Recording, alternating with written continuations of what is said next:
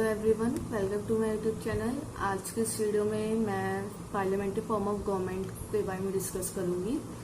आपने कमेंट्स में भी बोला था कि ये टॉपिक मैम डिस्कस कर दो प्लीज़, तो मैं आज टॉपिक स्टार्ट कर रही हूँ।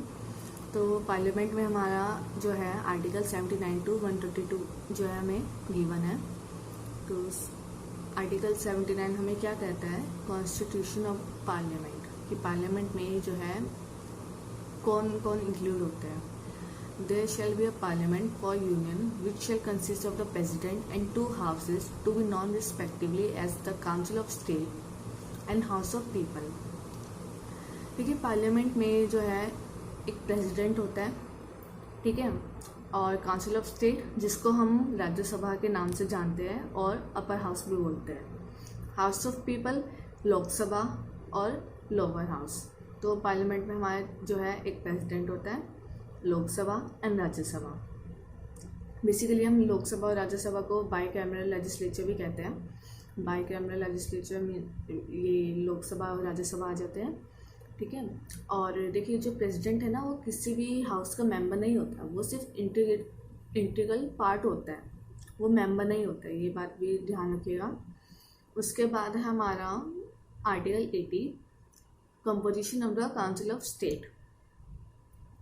अब काउंसिल ऑफ स्टेट क्या है, राज्यसभा। अब राज्यसभा में कितने मेंबर्स हैं वो हम इसमें आर्टिकल में पढ़ेंगे।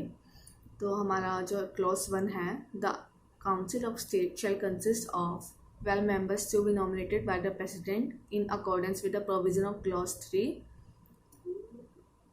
not more than 238 representatives of the state and of the union territories।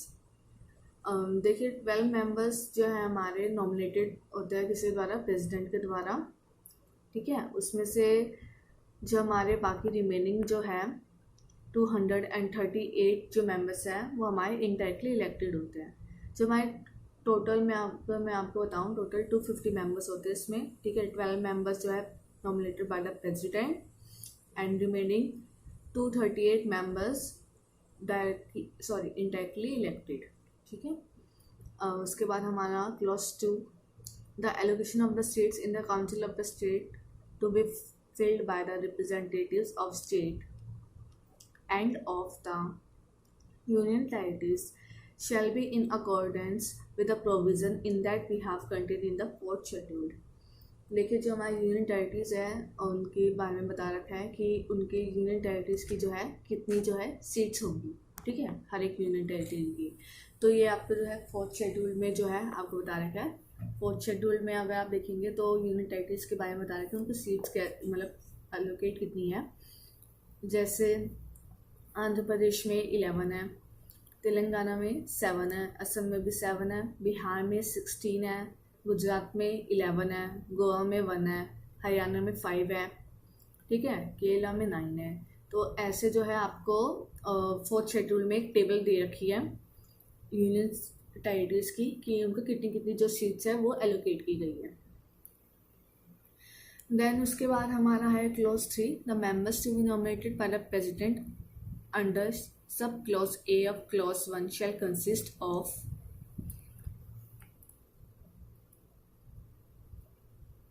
person having special knowledge or practical experience in respect of such matter as the following, namely literature, science, art and social service।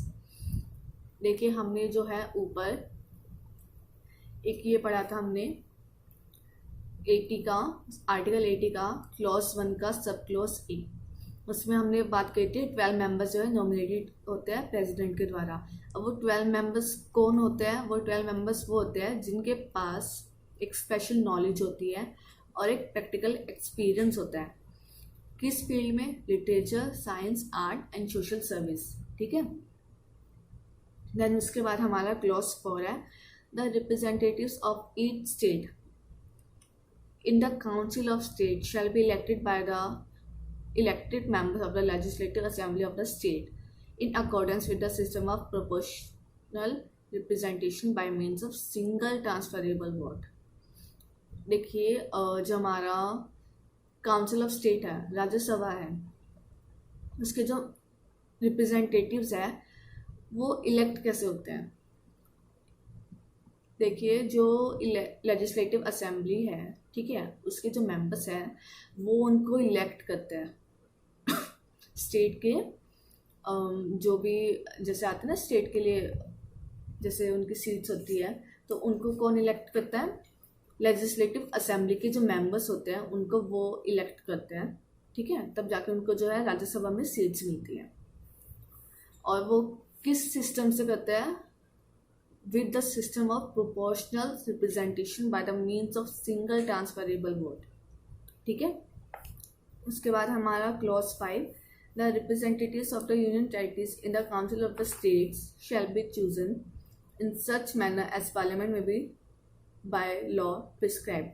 और जो union territories के भी जो representatives या फिर राज्यसभा के जो है, ठीक है, उनके में क्या होता है?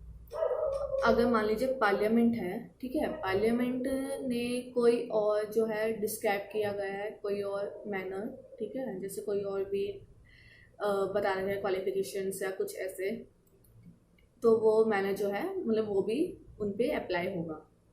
देन उसके बाद है हमारा article 81। Article 81 composition of the house of the people के बारे में बात करता है। अब हाउस ऑफ द पीपल क्या है? लोकसभा। अब उसके बारे में हम देखते हैं। Subject to the provision of article 331, the house of the people shall consist of not more than 530 members chosen by the direct election from territorial constituencies in the state. Not more than 20 members to represent the union territories as chosen in such manner as parliament may be by law provide. देखिए लोकसभा में कितने members होते हैं total? Lok Sabha में हमारे 550 members होते हैं, ठीक है। 550 मेंबर्स में से 530 मेंबर्स जो है डायरेक्ट इलेक्शन के थ्रू इलेक्टेड होते हैं, ठीक है। और जो हमारा बाकी के 20 मेंबर्स हैं वो यूनियन टेरिटरी से होते हैं, ठीक है। और मान लीजिए जैसे मैंने आपको पहले भी बताया था, अगर पार्लियामेंट में कुछ और जो है मैनर प्रिस्क्राइब कर रखा है तो वो भी जो है उन पर अप्लाई होगा। और इसमें आर्टिकल 81 में जो हमारा क्लॉज 1 है उसमें एक पॉइंट आया था, subject to the provision of article 331। 331 जो है हमारा एंग्लो इंडियन कम्युनिटी से डील करता है, ठीक है, उसमें उनके बारे में बता रखा है।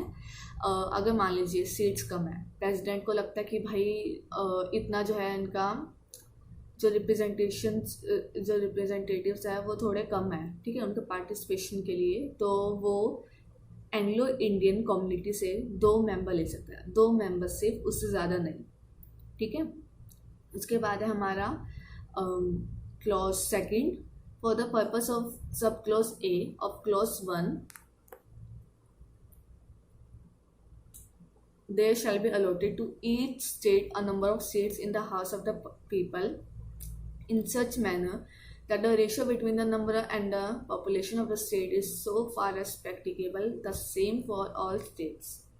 मतलब देखिए जो पॉपुलेशन के बेसिस पे जो होता है यहाँ पे एमपी का जो सीट्स का होता है जैसे मान लीजिए गोवा है, ठीक है, गोवा में पॉपुलेशन कम है तो वहाँ से जो एमपी की जो सीट्स हैं वो भी कम निकलेगी। अगर मान लीजिए एमपी में ज़्यादा है, ठीक है, एमपी में पॉपुलेशन ज़्यादा है तो वहाँ पे जो एमपी की जो सीट्स है वो इसके हिसाब से निकाली जाएगी। तो मतलब यही होता है कि जो सीट्स होती है ना वो पॉपुलेशन के बेसिस पे जो है डिक्लेयर की जाती हैं।